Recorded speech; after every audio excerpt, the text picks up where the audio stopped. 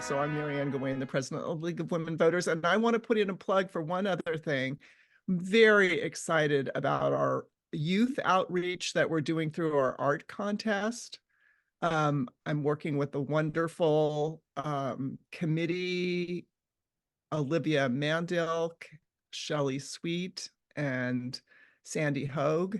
And we have contacted high schools all around the county, um, secured the engagement of, I think it's 7 libraries or 8, as well as the Peace and Justice Center, to display posters from high schoolers on the subject of register and vote. So we're having this contest. We've received the entries. We've received more than 60. They're just beautiful.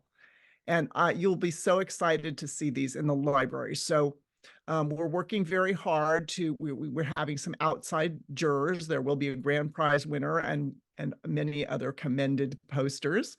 And then we're either reproducing them. Unfortunately, some of the libraries, they'll be in rather small size because this is the constraint of the library displays, and some Monterey will be having the originals. So anyway, it's all around the county. It's very, very exciting. It's really will warm your heart to see what these students have produced as they think about the importance of voting starting March 23rd in libraries. Vinz Koller has been around politics for a long time. He is a political scientist and sociologist with a consulting firm out of Oakland. It's called Social Policy Research Associates. There's a large team of experts and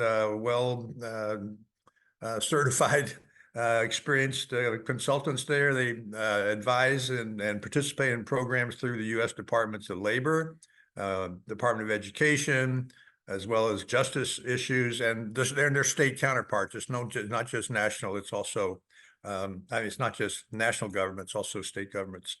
Over the years, Mr. Koller's also managed numerous political campaigns and voter registration drives.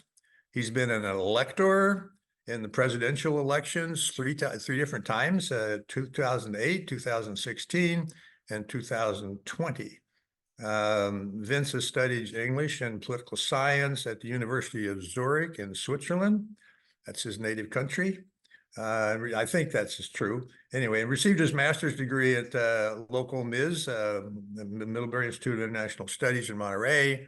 And he's very active, and he's the go-to guy for data that I've known for years and years. So, Vinz, it's yours, and let's have a good time. All right, thank you. Thanks, George, and thanks, Marianne, and to the League for both the work you guys do in spreading democracy and participation of voters, and for being here today. Those of you who are attending, love talking about nothing more than voting and voter participation. So we're going to nerd out a little bit here, if you don't mind.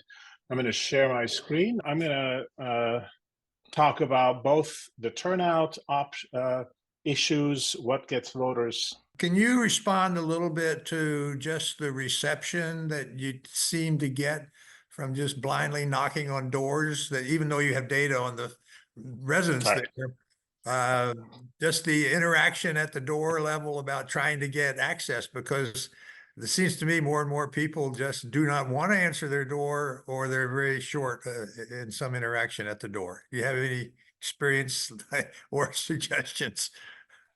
Yeah, I mean, I think the experience obviously varies greatly. I would find, and I'll have to say that all of the ones that I'm referring to were pre-pandemic, so I think behavior has shifted a little bit, pre and post. My experience when I did this was overwhelmingly positive, in that people were excited that somebody was actually caring enough to go visit them. And I have to say, I did this. One example was a community. This was not in California. That was in New Mexico for the Obama campaign, and it was a fairly remote community that barely had running water, and so we were registering voters that, again, had never been by any government entity, members of which 4 were citizens and 3 were not. And so anyway, here in the county, this drive that was done 10 years ago, I think it varied, and I think overall the response had been surprisingly positive, and you just move on pretty quickly when it isn't. You know, you don't want to bother anybody. So it's more positive than one might expect. But I have to say, we have not done this since the pandemic, so I'm not quite sure what the result would be today.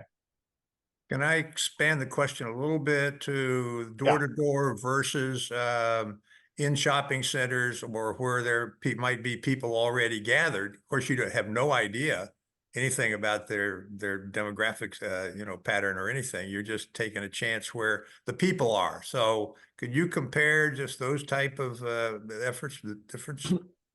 I mean, you know, having both sat at tables and gone door to door, I would say door to door. If you want to have a very significant impact, door to door is the way to go. The tabling is good, but it doesn't. I mean, it's usually in the dozens. And with motor voter, a lot of those get caught nowadays. They didn't used to. So people would register because they had moved, they forgot, they didn't want to go anywhere, they didn't go to post office to re-register or wherever they would have gone. And so we catch those at the table. But nowadays, many of those re-registrations get caught by the DMV. So if you really want to have an impact, you almost have to go door to door. Okay, that's distinction is worth noting. The demographic charts that you have, how are they available? Who's eligible to get them? Are they pricey? What can you tell us? Yeah, actually, so the ones that came from the Public Policy Institute, I'll put in the chat the link to that report because or maybe I'll have to do it follow up because I can't. Well, actually, I could stop sharing. We don't need to look at my screen at this point. So I will put in the chat the link to the Public Policy Institute's report. The PDI data, you have to have a subscription for the service. And I honestly don't know yet. I've asked them what a nonprofit's cost would be. We usually have had access through as a party access to the data. So I don't know what it would be for a nonprofit. But you know, it would be in the hundreds of dollars on a monthly basis, most likely.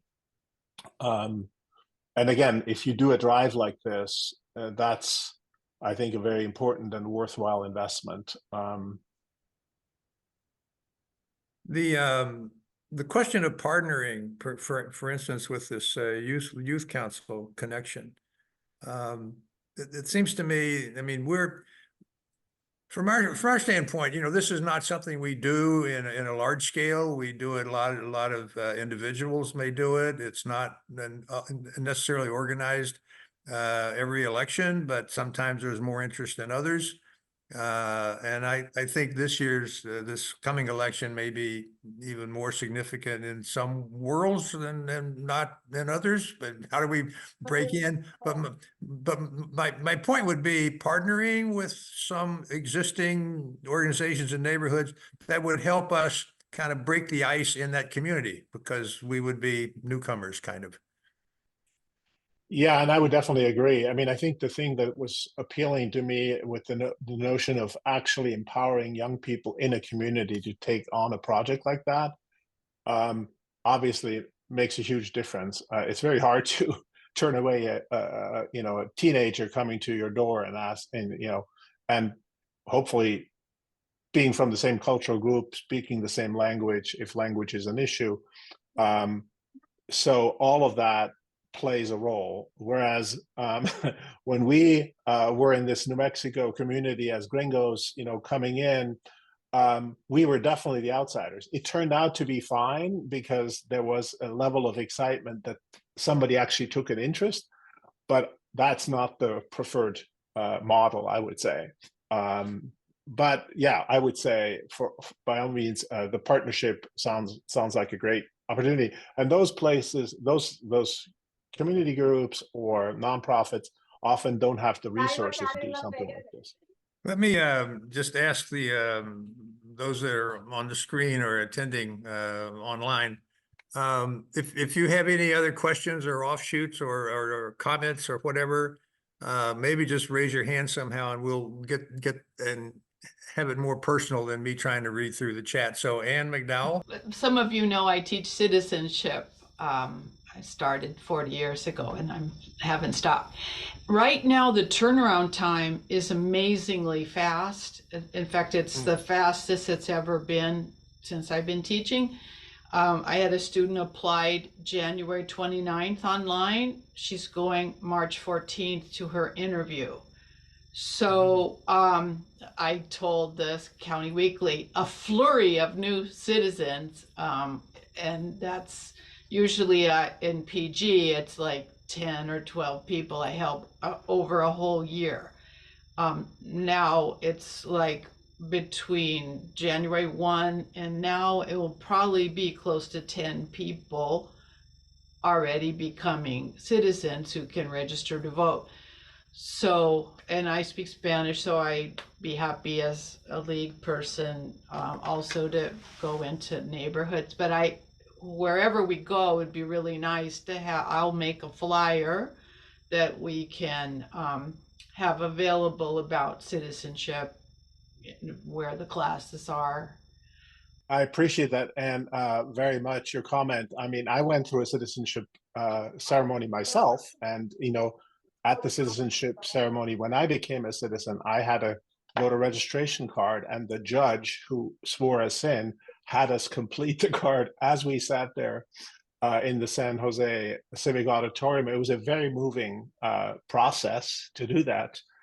And I got the sense that these new voters actually were going to become active voters. So appreciate that very much. One thing I want to mention, Sharon asked the question in the chat about nonpartisan versus partisan registration drives.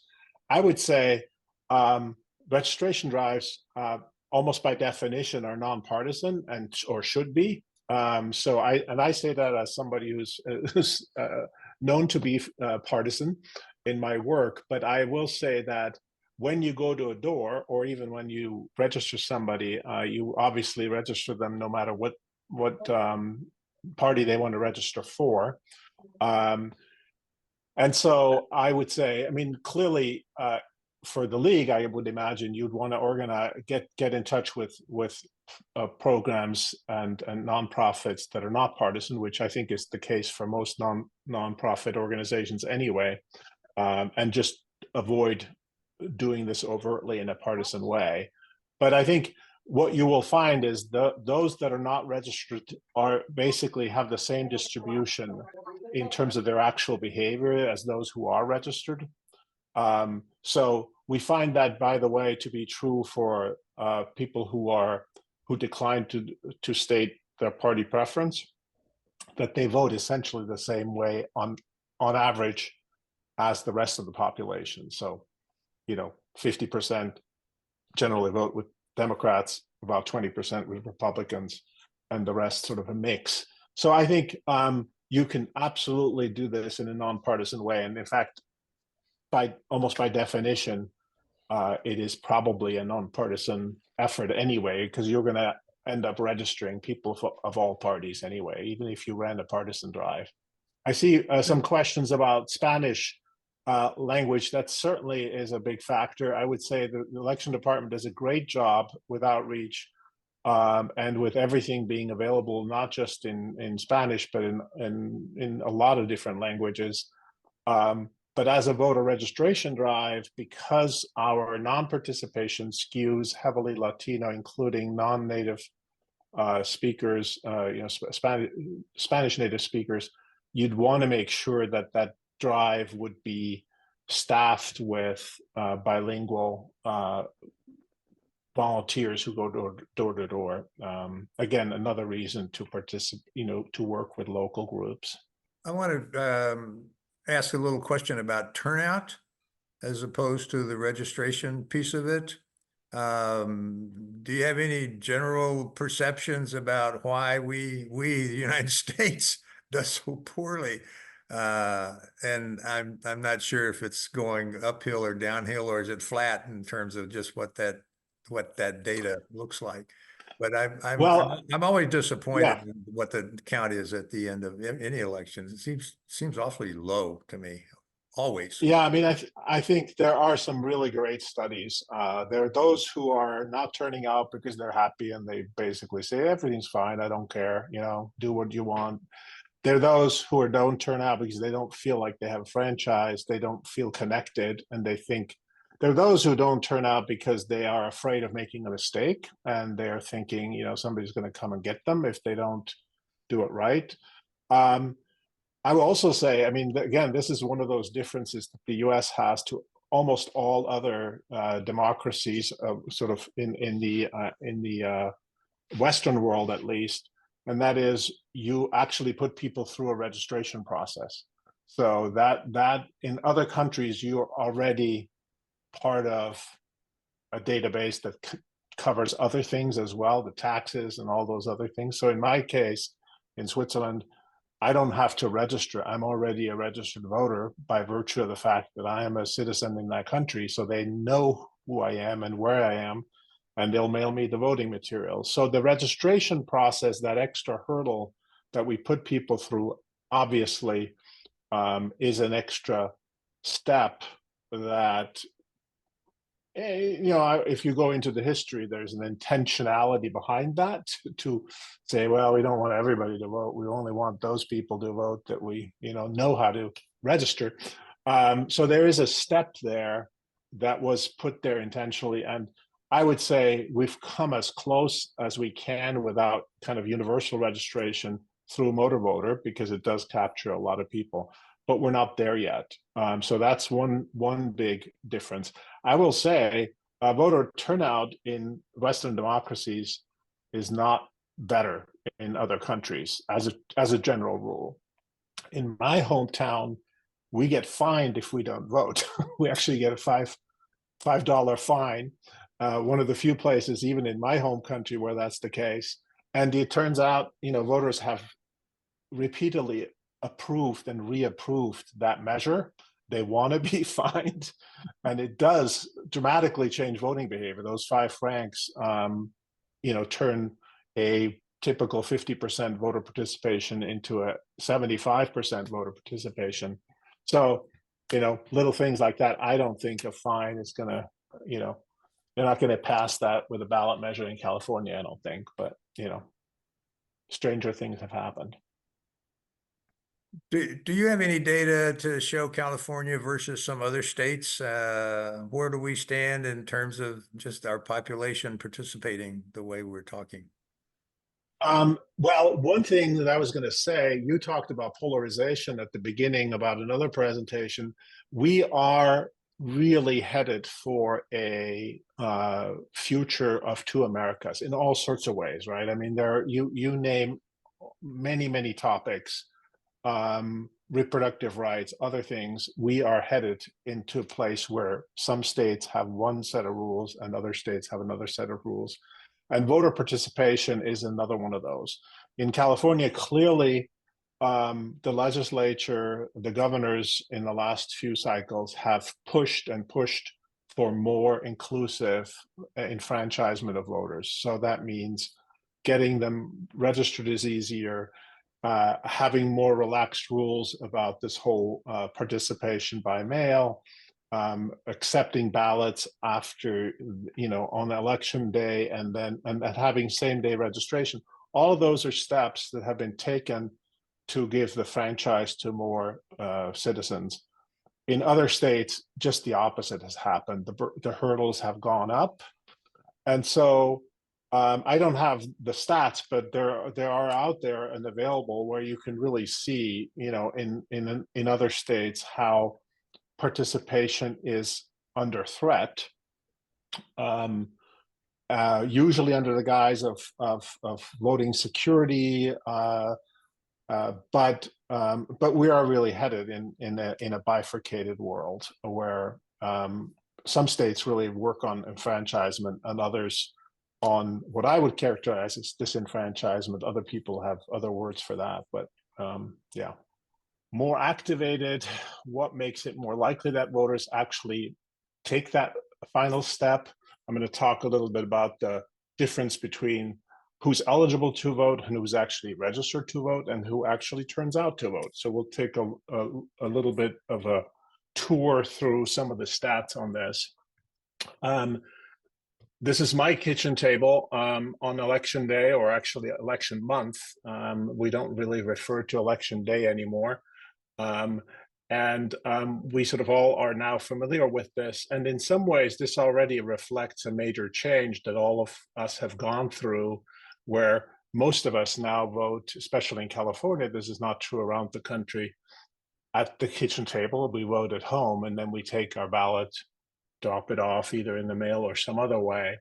And that I'll show you a few stats that show that that's really changed voting behavior quite a bit. And it has actually, this is a little harder to measure. It also has had impact on the results of elections. And as George mentioned, I actually vote because I'm a dual citizen. I vote in 2 countries. I'm going to draw a little bit on comparative experiences, because what we do in this country is not universal. There are some things in which the US is a very particular democracy. It has some peculiarities. I this March got to vote in my home country, and the voting there is very different. We actually still write yes and no onto the ballot itself, and then put it in an envelope and send it in. It is a very we have a lot of direct democracy measures that people get asked 4 times a year, sometimes even more often, where they weigh in a sort of direct democracy way. I'm only mentioning this because, as I said, I'm going to come back to some examples of how the US does the registration process, the voting process, that's a little different from many other democracies, and it has some effects, not all of them good, on voting turnout. As I said, one of the big changes that's happened as a result of COVID, although it also was a trend that happened before COVID, is that now, because everyone is mailed a ballot, the behavior changes among voters are significant because of that. So we've seen a turnout increase. This is from 2020. We don't have results from the most recent election, which, as you probably all have read, the turnout is very low. But in general, compared to folks who are voting in person, the turnout increase is on average about 4%. For voters who previously voted in person, it's even higher. So overall, the vote by mail has had a very positive effect in voter turnout for a couple of different reasons. Some very common sense. You have more time to vote. You don't perceive to have to vote on a given day. You don't have to ask for the ballot to be sent to you if you want to vote by mail. There are a number of reasons. And then most of all, it also has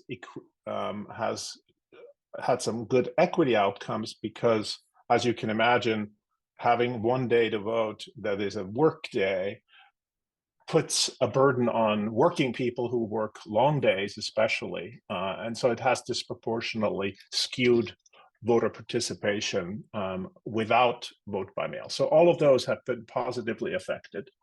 The other major shift in California is the implementation of motor voter, which was passed many years ago, more than a decade ago, actually, but it really came into effect in 2018. And in that year, we have some good stats from that year. That added 800,000 voters to the rolls. And since then, the transactions, there's a difference between new voters and transactions. every month between 600 and 800,000 transactions happen as a result of motor voter, which means DMV gets notified of an address change. They notify the registrars. You get a card if that's happened to you. And it's not just a registration of new voters, it's every time an address changes, that has an effect. And it has certainly increased voter registration. Whether it has increased participation is a different question that is not fully studied yet. There's not that much data on how much it has affected voter participation. Just a few highlights, and I have on sort of where we are. I'm going to go into the county a little bit, and then I'm going to go wide again. This is sort of your breakdown of parties in the county of Monterey.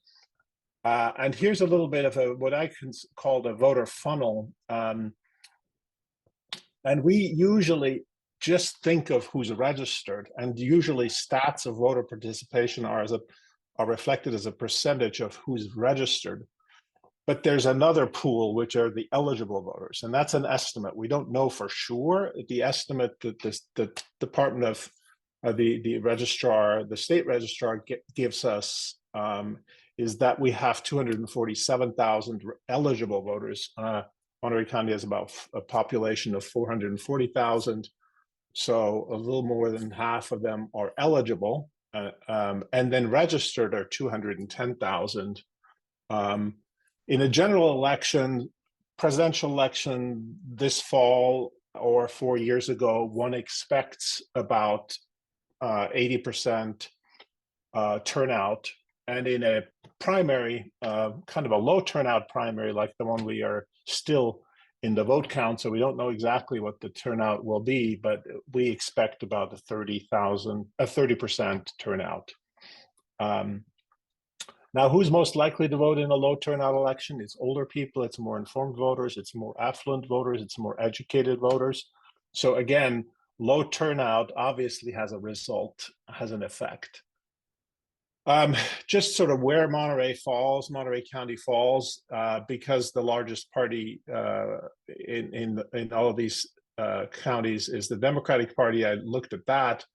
Monterey County is number 9 among counties in terms of how democratic it is. It used to be number 5 right after Santa Cruz.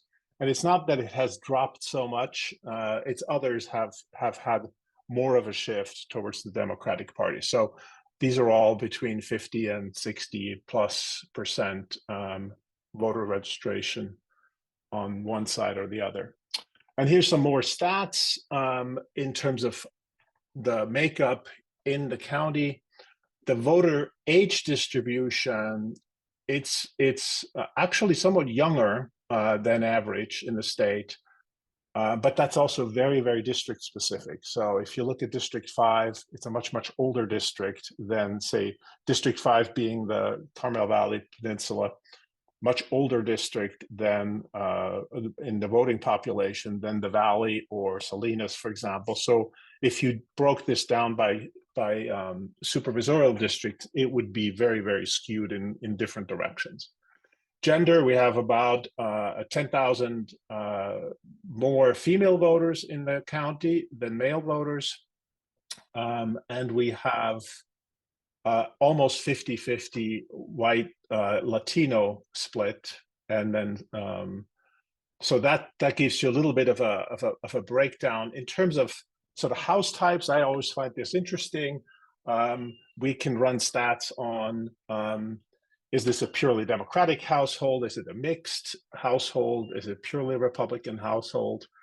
By national standards, Monterey County is not that polarized. There are more mixed households than is national average.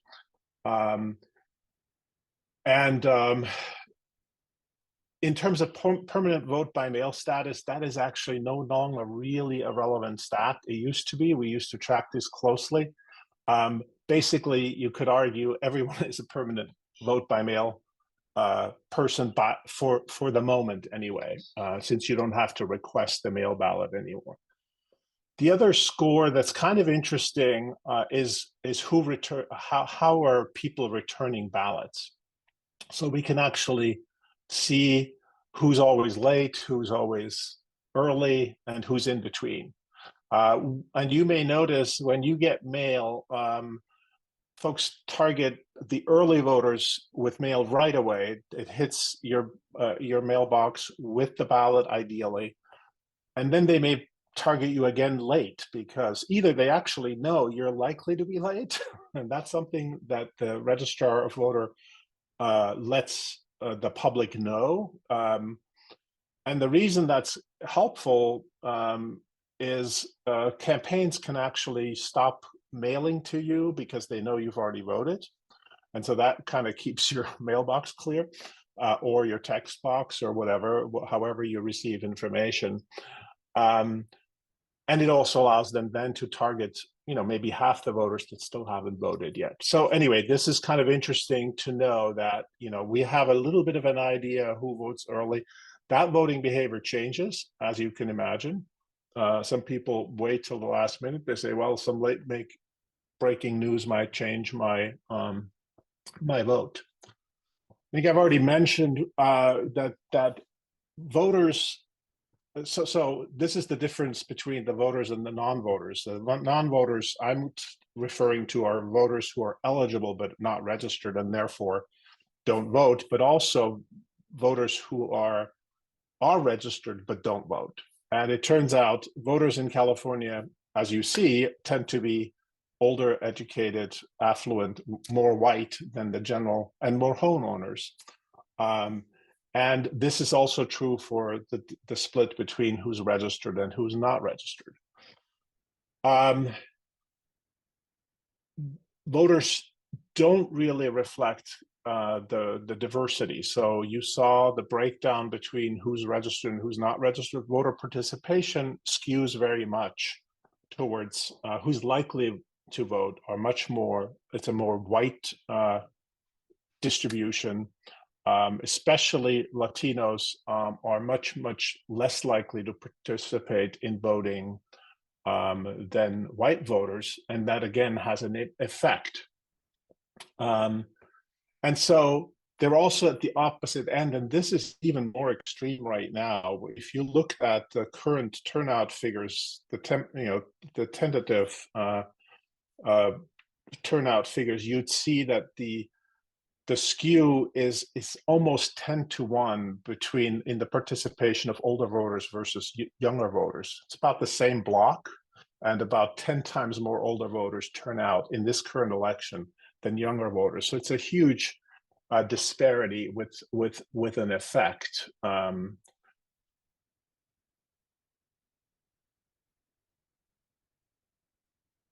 So even though the vast majority were eligible to vote, again, we're going back a little bit. This is Public Policy Institute of California data.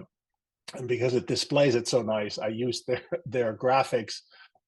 We don't have really good, well, we have the data, but nobody's really gone through and really analyzed it.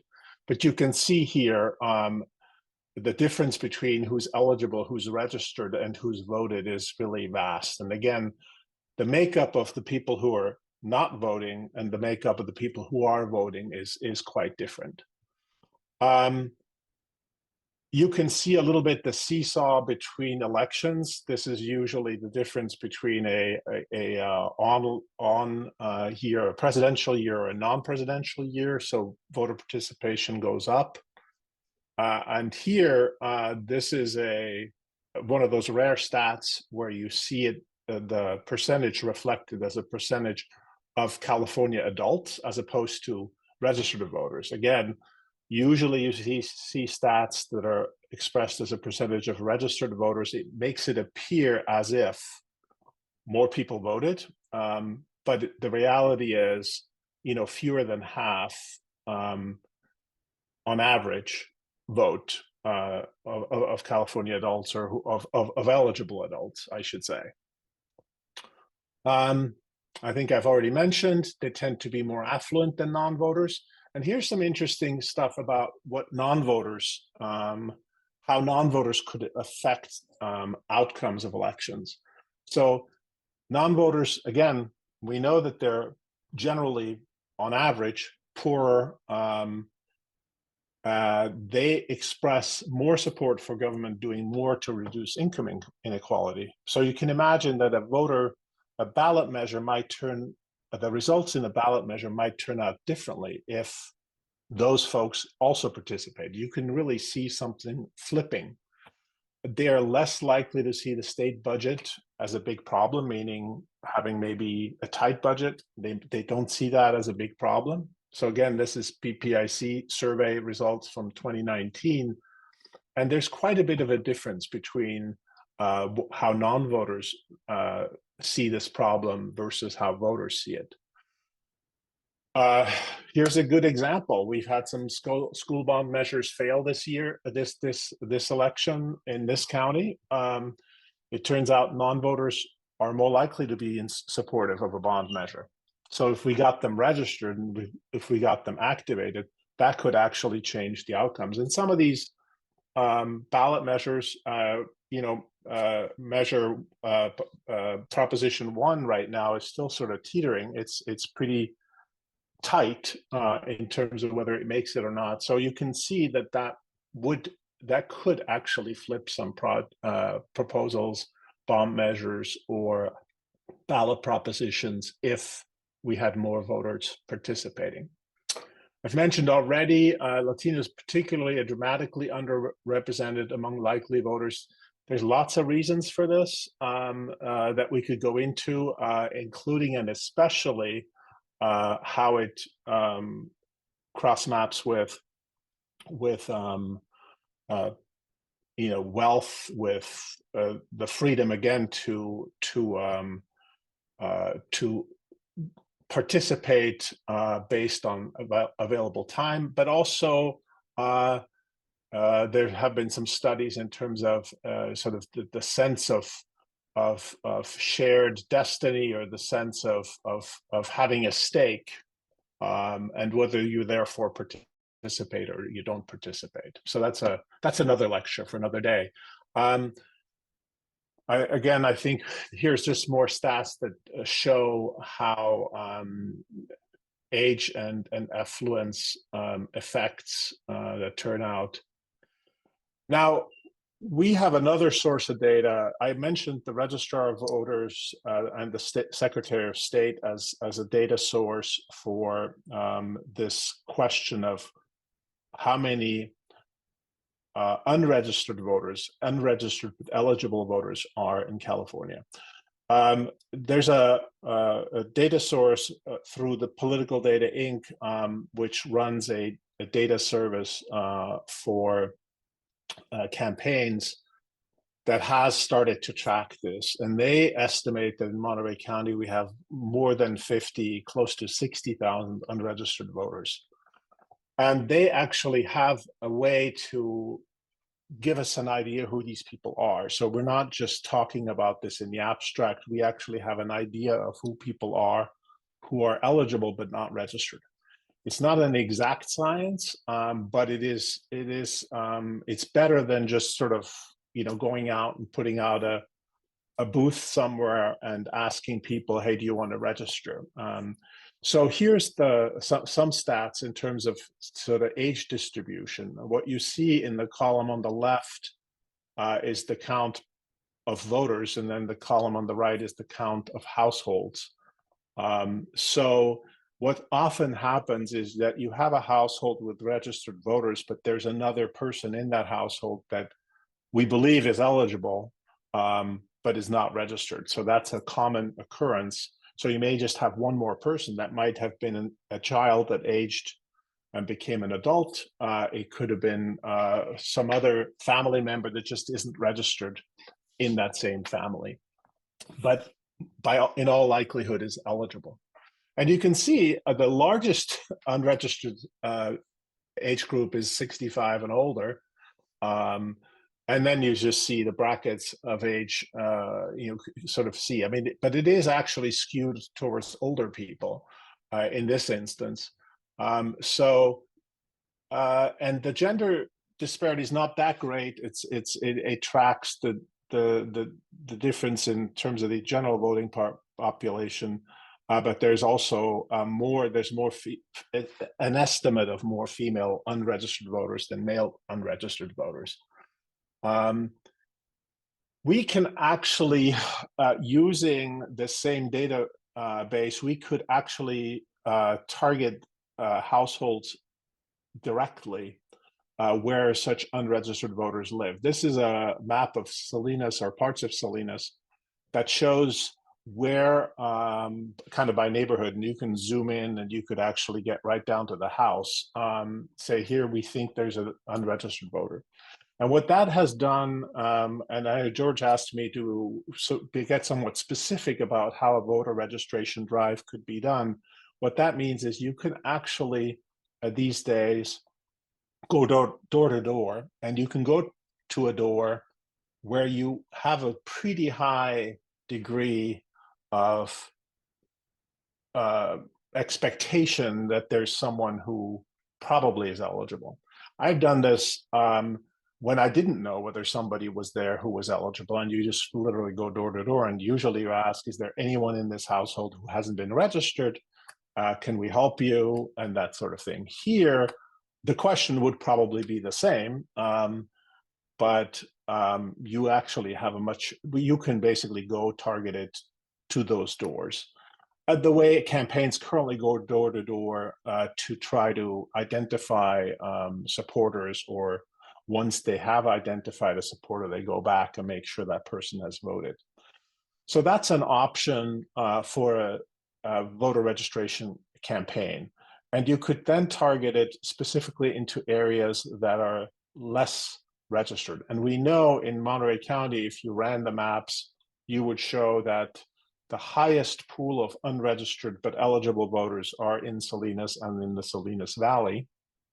By order of magnitude, there's I would say 60%, maybe even 70% of all voters, potential voters, are in that corridor. So one could specifically figure out a campaign that looked at that. And I can tell you from experience, about, I would say 10 years ago, there was a voter registration campaign that was targeting exactly those areas. They didn't have these tools at the time. Those didn't exist or weren't as advanced.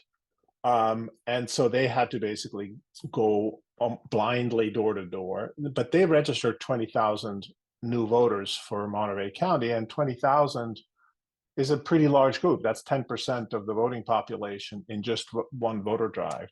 It was a paid voter drive, so there's a big difference between whether you pay people to do this or you're just relying on volunteers. Just the impact. They did this for weeks. They just went out in the morning. They spent all day going door to door, and that was the effect. So I would say if you were to try to do this, one way to do it would be to run a little pilot and see how many households that you are expecting to have unregistered voters actually do, and you could sort of come up with a metric. After you did a grid out of 500 households, we netted 100 registrations. That's a pretty good hit. So this is a good way to go. If you find it's not as surefire a way to get there, then maybe you retune before you do a larger drive. So that would be one method to do this at scale. And you mentioned that you had a youth program already with this art contest. I just reached out to a colleague of mine who's been working on youth leadership activities in South County, and they have a summit in May with youth who have been very active. They have youth councils, youth city councils. They try to get youth engaged in their city. And if the league was interested in trying to make connections, I'd be happy to make the introductions, because They are very much into the civic participation writ large. And obviously, voting is a big part of that. The sense of, and I've done a lot of youth work, and obviously the difference between whether you believe this community is yours to shape, and you're as much of a eligible citizen participant in shaping that community as are the people that you perceive to be running things. That changes a young person's behavior over time, makes them more likely to participate in the future civically. And so that was the mission with those youth councils in South County. So again, if you're interested in finding a way to link your activities with that youth council, with those youth councils, happy to see if there's a nexus between the two efforts. So I'm going to stop there now. I know I threw a lot of data at you, a lot of stats, a lot of graphs, but happy to answer any questions anyone might have. Reaching out for other, yes, go ahead, Dennis. George, see, Howard Fossler had a question about if Vinz has any opinion on at-large versus district elections for small political entities like cities. Yeah, it's an interesting question. I mean, I will say that I was quite aware of the going to district elections in Salinas. And I will say, you know, Salinas had been a city that was probably already majority Latino, but had never elected a Latino into the city council until they were kind of forced by court to go to district elections. And that's probably the most dramatic example where I don't know where we would be today if Salinas hadn't been forced into district elections to ensure that communities could elect someone of their choice and not basically be drowned out by the average of the whole community.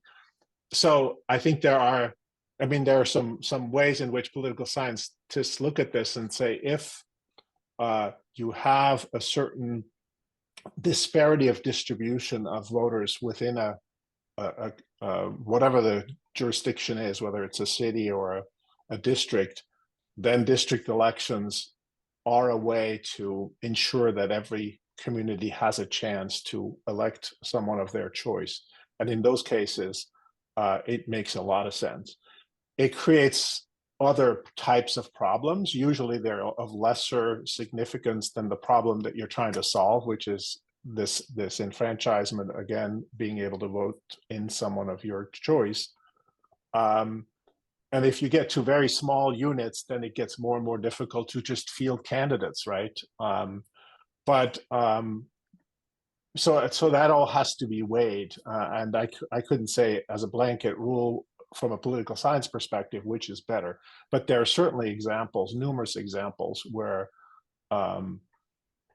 only through district elections was it possible to ensure that enfranchisement happened and that communities were able to elect someone of their choice.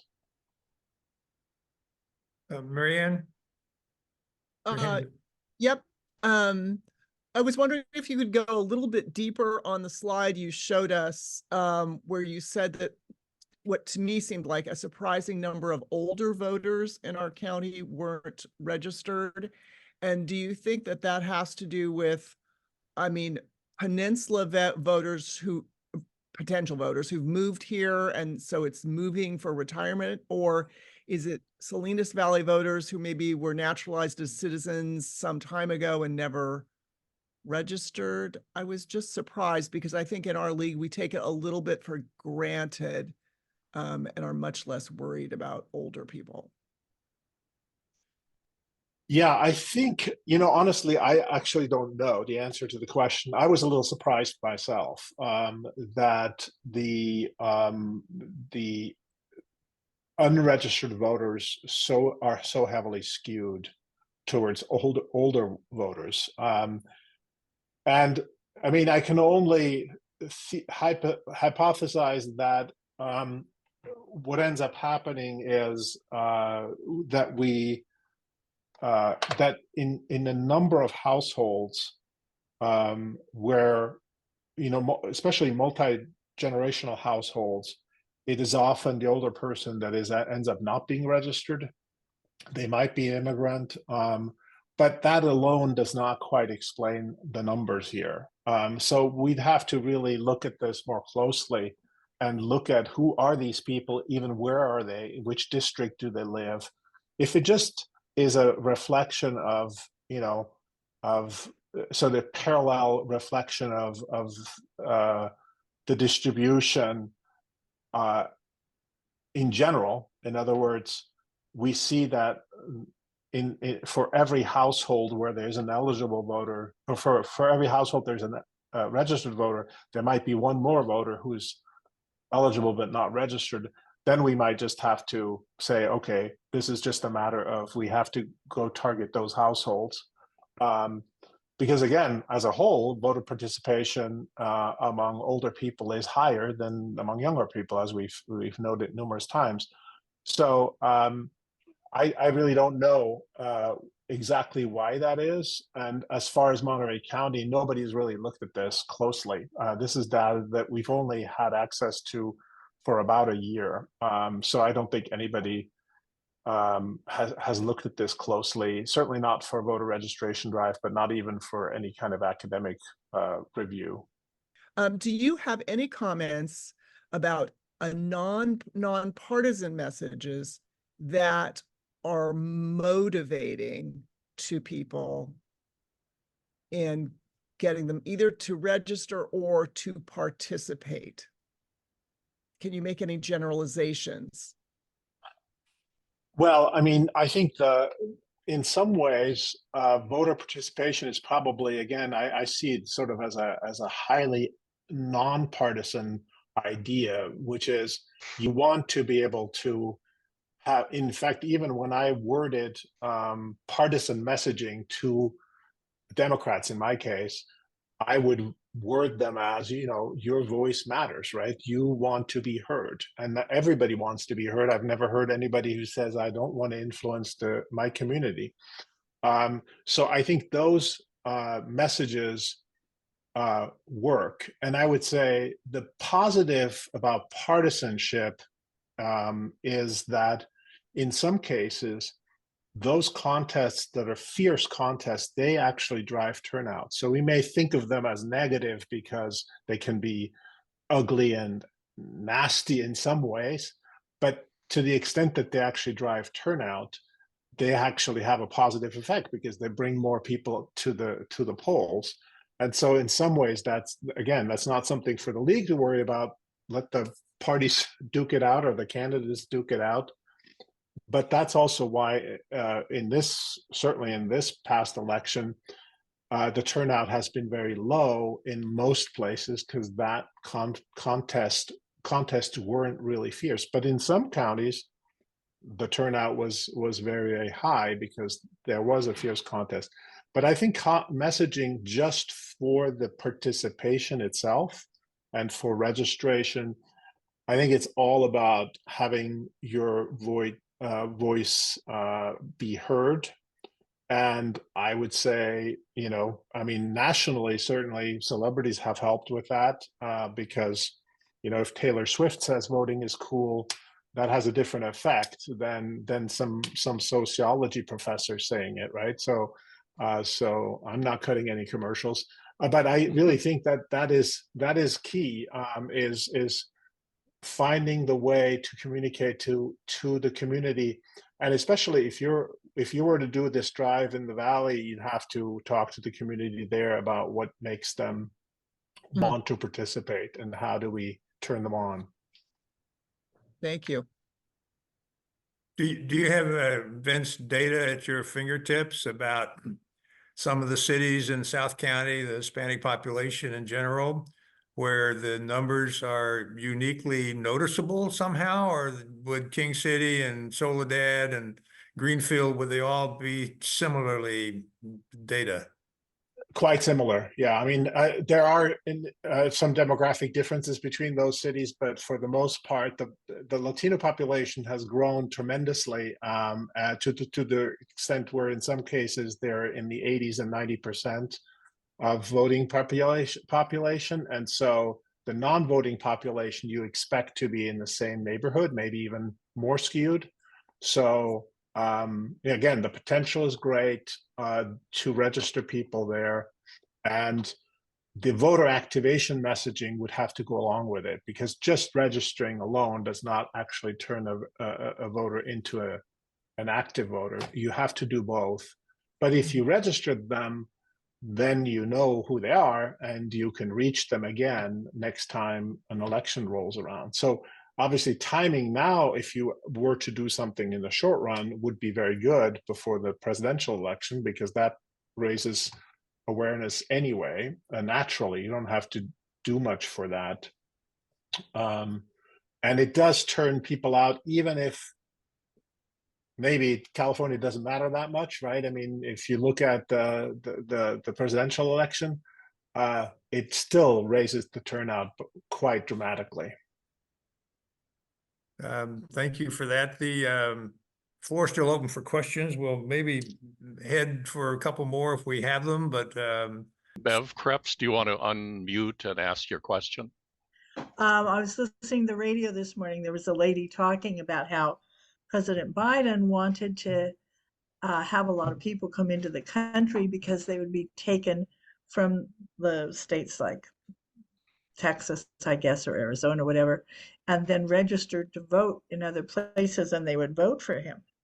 Well, obviously, this lady had listened to some conspiracy theory, because I think any story like that would be hitting the newspapers pretty fast. But how can we deal with the kind of conspiracy theories that seem to be okay for people, or everyone feels it's okay for them to say such things? Well, I'm not the expert on that, and I would say to some extent you fight bad information with good information, but we're also in a place where we have universes where people get information kind of segregated. Very hard to fight that, except again with good information. I would say one maybe related to that, to the question by Howard about the information level of voters. Purely as a political scientist, I will say this: the average voter participation is your best insurance policy, right? More voters on average make better decisions than fewer voters. That's just a fact. Even poorly informed voters on average make better decisions than more informed voters. You can look at the stock market, and there's some studies on this that say basically you can't beat the market. Some people think more information helps you, while the fact is the average beats you almost all the time. So democracy is actually built on the fact that more people on average make better decisions. So and there is definitely an orchestrated attempt to discredit the democracy and spread these conspiracy theories in an effort to try to turn people off. And then those who are left can run things, however they choose, right? So cynicism and sort of getting everyone into believing, oh, it's all, it's all made up by some people over in Washington, D.C. That's all part of that trend. And I would say the best insurance, and the league obviously is leading in this, is get more people out there, get more people participating, because again, on average, common sense will prevail. I know I've probably gone way beyond time, so not maybe necessarily. Dennis. Not necessarily. Okay. We're getting close. That's all right. Dennis. Maybe this will be the last question, because it's about voting in Switzerland. The first time I went to Switzerland, and I was told about how, we complain about the number of propositions on our ballot, that the Swiss can vote up to 4 times a year on direct democracy measures. And and having had to organize our polling places, I said, "Oh, so do you have public employees who staff these?" And they said no, citizens. And I said, "Well, how can you possibly recruit people 4 times a year to staff polling places?" And they said, "You're picked at random and told to show up to work." And when I heard that, I emailed our registrar of voters saying, "We have our solution to recruiting enough It's like jury duty, yes. like jury duties." But is that true? I was not aware that they get picked, honestly. I've seen some volunteers. I just voted in person a year ago, which I rarely do because I'm not there usually when these votes happen. They do happen frequently. And one of the big benefits of doing it this way, and by the way, little known fact, the California propositions, as much as you may dislike them, are actually a copy of the Swiss model. It came via Oregon to the US. So Oregon was the first state to adopt ballot propositions in the US, and then California copied the Oregon model. And they are essentially very similar to the Swiss model, although in Switzerland, again, it gets practiced a lot more often. It has some benefits because it does check the legislature, and it tells the legislature every once in a while, "Hey, you go not so fast," or "a little faster, please." So it is another way to have voters participate. And again, California is unusual in how often it happens. It's harder to do with a state the size of California just because of how expensive it is. And so there's a whole other lecture on money and politics that could be had about that. But I think that would exceed. Well, fantastic. This has been a very meaty conversation and lots to think about, inspiring and challenging for us.